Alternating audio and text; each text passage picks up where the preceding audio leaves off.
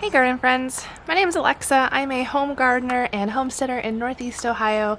We are in prime time planting season, and my mission for today is to get the garden planted. I was able to get a lot of work done earlier in the week. I actually took a day off work. I use a PTO day to get all of my tomatoes and peppers planted. When you have a large garden, sometimes you have to do things like that because there would just be no other way that I could get this garden done. So sometimes in the middle of the garden season, I might take a day to just try and knock out a bunch of stuff. But it is a Saturday, and so luckily today I have the whole day blocked off to get the rest of the garden planted. So it's gonna be a busy day. So first thing on the list is getting potatoes in. So I have potatoes here in our barn. I cut these about 3 days ago. So these are large potatoes, and I cut them so that there was at least one sprout on each piece. And you want to cut them a few days before you're going to plant them so they can kind of scab over. If they were kind of freshly cut, then they're more susceptible to rot. So these have scabbed over nicely, and I've got a collection here of just white potatoes and red potatoes. And I'm going to be planting these whole pieces in the ground just as they are. I tell you, milk crates are a wonderful thing to have on a homestead. Very versatile. If you ever need a basket, you got a milk crate. Hello, beautiful garden.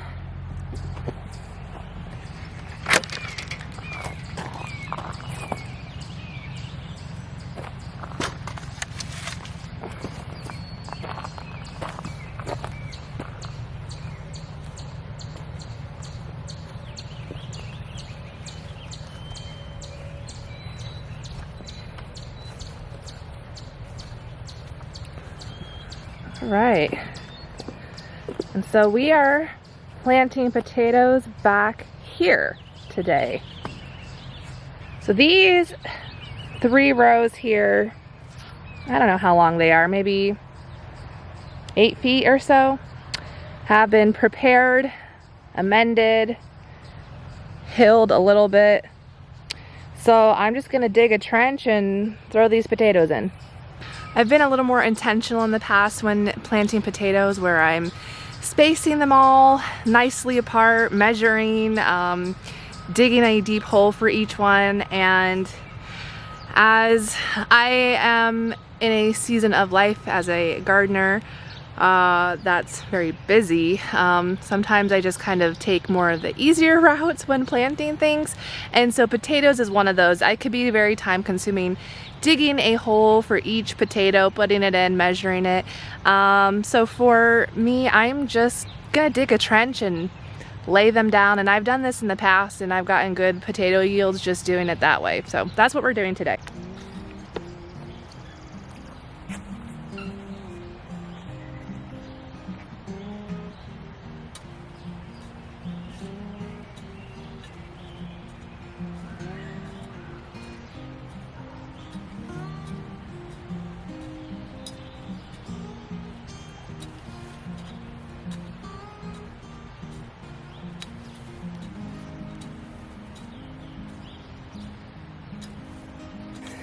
So I've got my trench. I don't know if you can really tell, but there is a trench here, and it's probably about 6 inches down, maybe. Not super deep. Take our potato and set the eye side up. So if your potato has sprouted like these have, put the biggest side pointing up. And I'm gonna space mine this far apart. That's about 6 inches or so. This one's gnarly.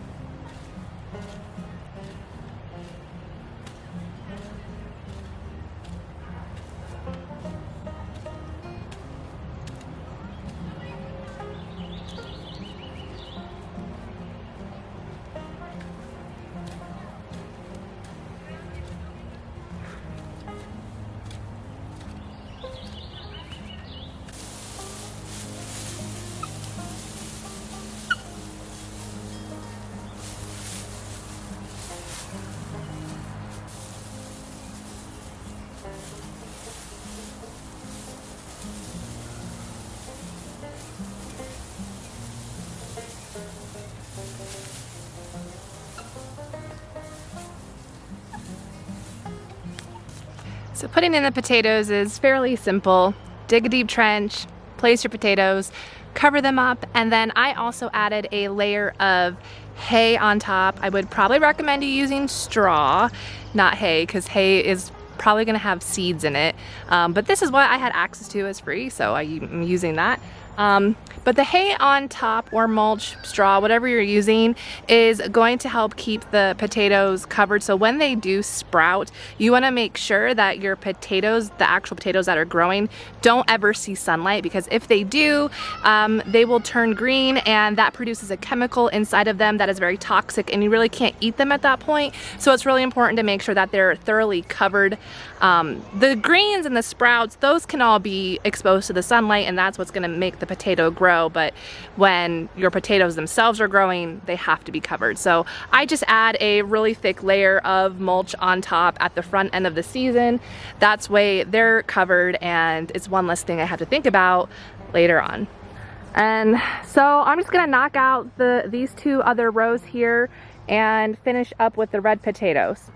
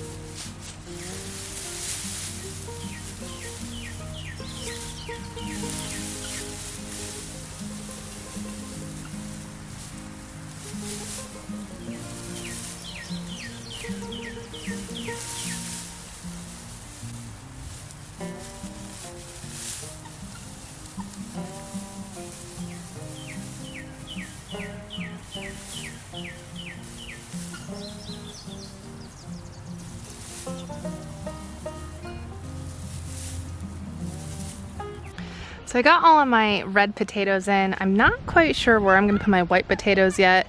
I might have to till up a new area because I just didn't have enough space here for those. So everything has been heavily mulched, so that way it'll help suppress the weeds and keep in moisture. Looking at our 10-day forecast, it looks like this June is going to be very similar to last year when we had a drought pretty much for the whole month of June in 2022. We saw like no rain, and looking at the 10-day, there is again no rain. We haven't had rain for about a little over a week now, so I'm thinking we're gonna trend the same way. So I am making sure to mulch everything actually very heavily. I just put straw, or excuse me, hay down all of my tomato rows and my pepper beds. I'm just gonna keep adding hay and grass clippings to get a nice top layer of mulch on all my plants, because it's gonna be very crucial to keeping the moisture in. And I have a very sandy soil, so it doesn't hold in moisture very well, which means I have to water a lot. And having this is just gonna help. So next on my agenda is to sow carrot seeds. So right here is going to be my carrot patch this year, and I am going to water it first.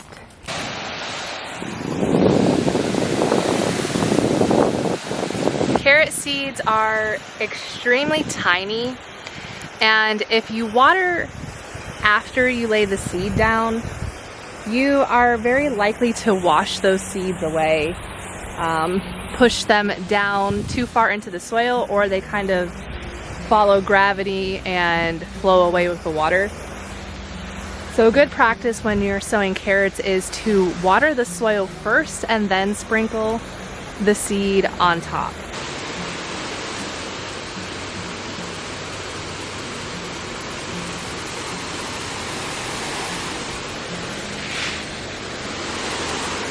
I'm going to be doing the Nantes half-long carrot. So this is a 6 to 7 inch carrot. And I'm just going to broadcast sow over here. So basically just put a handful and sprinkle it all around. I don't have any specific rows or spacing I'm doing. I'm just going to broadcast it, and then I'll come back and thin them out later after they have sprouted.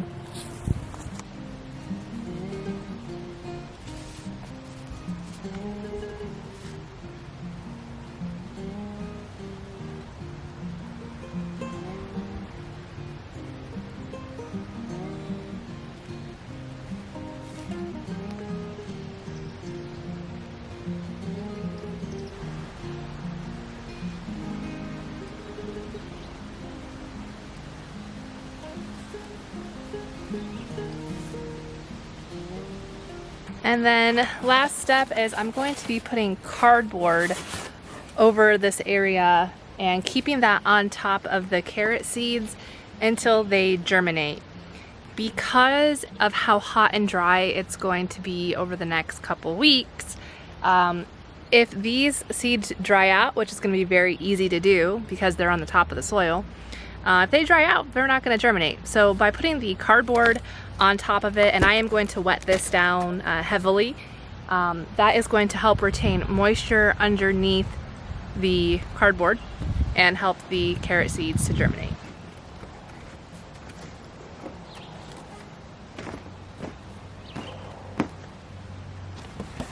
That's why I save pizza boxes from my kids' birthday parties.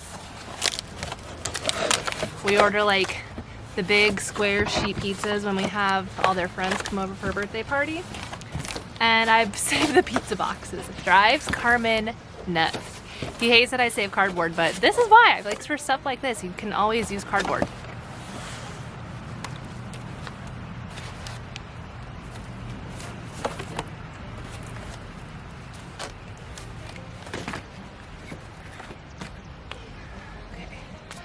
Gotta get some more.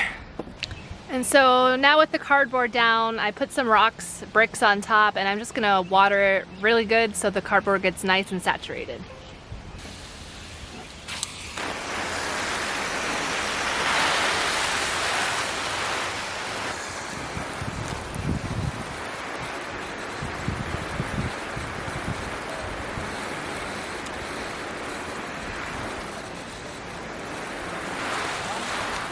Huh? No.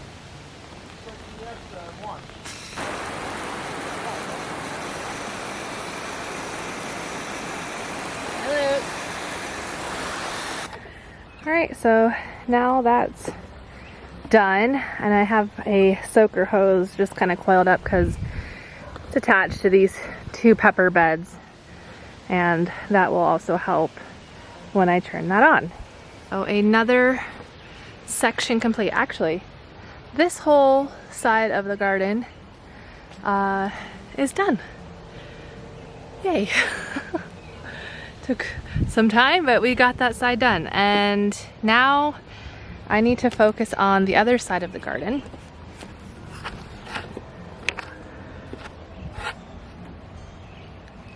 So all of this space, well, not all of it, some of it, I need to plant this circle. Half of this is planted with fennel, so I have the other half.